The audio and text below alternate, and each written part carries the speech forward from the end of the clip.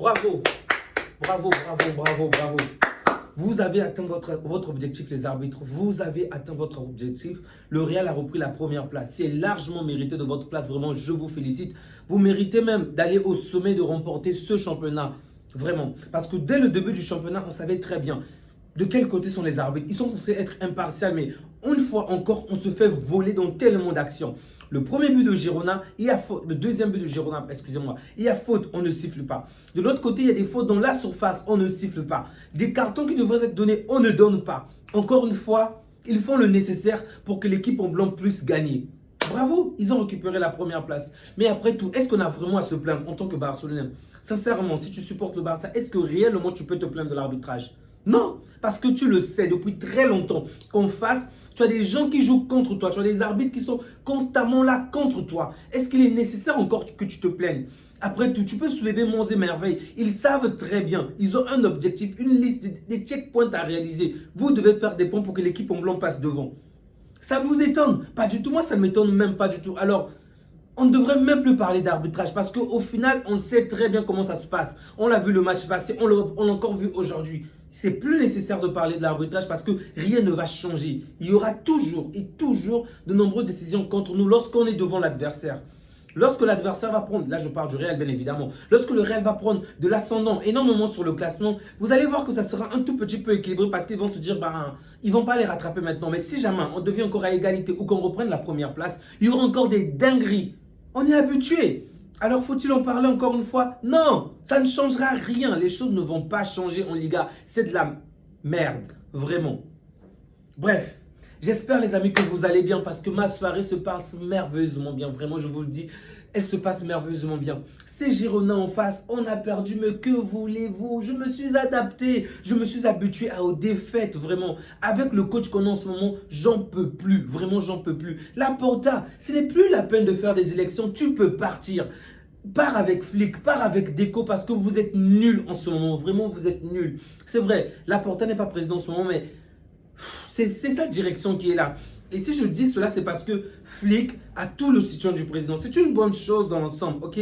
Qu'un président et un coach puissent être en phase, c'est une bonne chose. Mais lorsque le coach n'arrête pas de commettre les mêmes bêtises match après match, ça devient lassant. Après la défaite contre l'Atlético de Madrid, on nous a clairement fait comprendre à travers les médias que même les joueurs se sont plaints. Ils ont fait comprendre au coach que ce n'est pas évident de jouer avec ce style sans Pedri. La ligne aussi haute, moi je dirais même avec Pedri, c'est pas évident. Mais qu'est-ce qu'on a eu aujourd'hui? Une ligne haute, encore une fois, têtu comme un âne, plus têtu qu'un âne, c'est ce que je devrais dire au final. Vraiment, j'en peux plus. Combien de fois on s'est plaint avec ce système?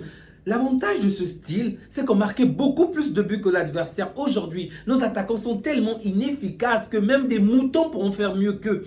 Aujourd'hui, ils sont incapables de mettre le premier pied devant l'autre. Et même lorsqu'on a des pénaltys, on les rate. Et on se permet de jouer aussi haut.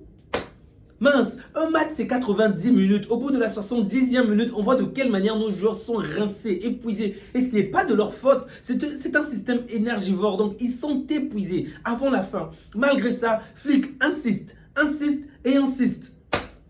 Mince, la chose pour laquelle je voulais que Xavi parte, souvenez-vous, c'est parce qu'il était têtu, borné et ce sont les mêmes problèmes qu'on retrouve avec Flick. Mais est-ce qu'on a besoin d'avoir un master, un doctorat en football ou je sais pas, en coaching pour savoir que ce système ne marche pas depuis un bon bout de temps? Déjà à la fin de la saison dernière, on avait vu les limites. L'adversaire, tout le monde a compris comment bouger, tout le monde a compris comment faire et on a souffert déjà en fin de saison dernière. Cette saison encore, ça a été encore plus complexe parce que la vérité c'est qu'on s'attendait à ce qu'il y ait des améliorations, qu'il y ait moins de buts, un meilleur alignement. Mais en vérité, cette saison a été moins bonne. Là, je parle de l'alignement bien évidemment. L'alignement a été plus catastrophique que la saison dernière. Et pourtant, Flick insiste encore et encore. N'est-ce pas la définition de la folie selon Einstein en espérant des résultats différents? C'est pas possible, mes Flick. J'en peux plus de Flick. Je vous dis que j'en peux plus. Il est têtu, il se fait que se plaindre pour l'arbitrage. Mais on est au courant qu'en Espagne, c'est comme ça que ça se passe. On est au courant que l'arbitrage n'ira pas de notre... Vraiment, ce n'est pas en notre faveur. On est déjà au courant de ça. Ce n'est pas un truc nouveau pour nous. On sait très bien qu'ils vont siffler pour que l'équipe d'en face, pour que le Real Madrid reprenne la première place. Ça ne nous choque pas. Ce qui nous choque, c'est que tu sois aussi têtu. Aussi têtu. Notre équipe a perdu 4-0. Notre équipe a perdu contre Chelsea, contre le Paris Saint-Germain. En fait, contre tout adversaire qui nous pose réellement l'envie de jouer, ok, qui a de réelles intentions offensives, on perd.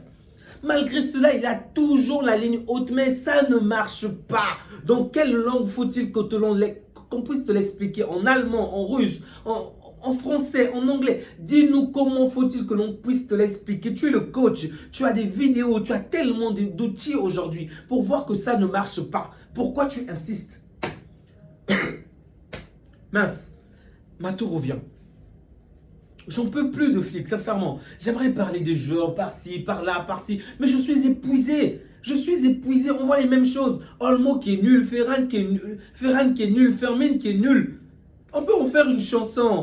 Les nullards, les tocards.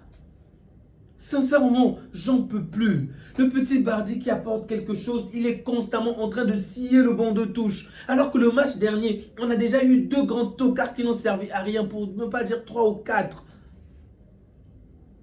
Mince, les amis,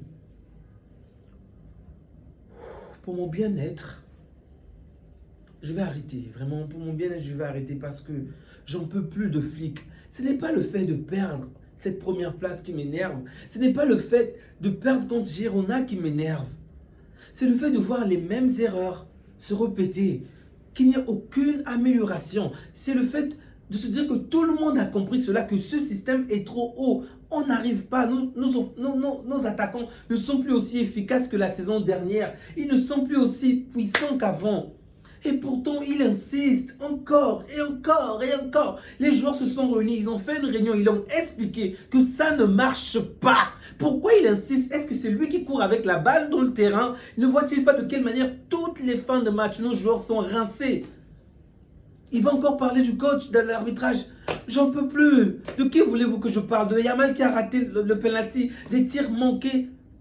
De quoi voulez-vous qu'on parle? Ce sont les mêmes actions. Sans Garcia, on serait déjà foutu à terre. Et même là encore, merci à Garcia pour le match que tu nous as sorti aujourd'hui. Un très bon match de la part du gardien. Sinon, on aurait plus 3, 4, 5. On joue contre des équipes où on réalise jusqu'à 26 tirs. On est inefficace. On n'arrive même pas à cadrer 10 tirs. Oh! Mince! Mince!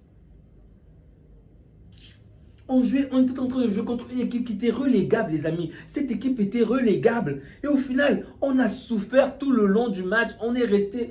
Le match nous a gardé en haleine jusqu'à la fin pour vous dire de quelle manière tout était serré. Punaise, punaise. J'en peux plus, flic. Je n'en peux plus. Le milieu de terrain catastrophique. Aucun lien entre les joueurs. Tu as l'impression que chacun d'eux est dans une dimension différente. À quoi ça sert d'avoir un milieu de terrain si ils ne combinent pratiquement pas? Ils ne s'entendent pas, ils ne se parlent pas, ils ne font rien ensemble, rien du tout. Merci pour ce milieu, merci pour la cohésion du groupe, merci flic. N'importe quoi. Les amis, je vais m'arrêter là, vraiment, je vais m'arrêter là parce que j'ai des maux de tête, j'en peux vraiment plus. Prenez soin de vous, prenez soin des vôtres, que Dieu vous garde, qu'il vous protège. Le foot n'est qu'une distraction. Vraiment, pensez à autre chose, faites autre chose. À bientôt les amis. Ciao.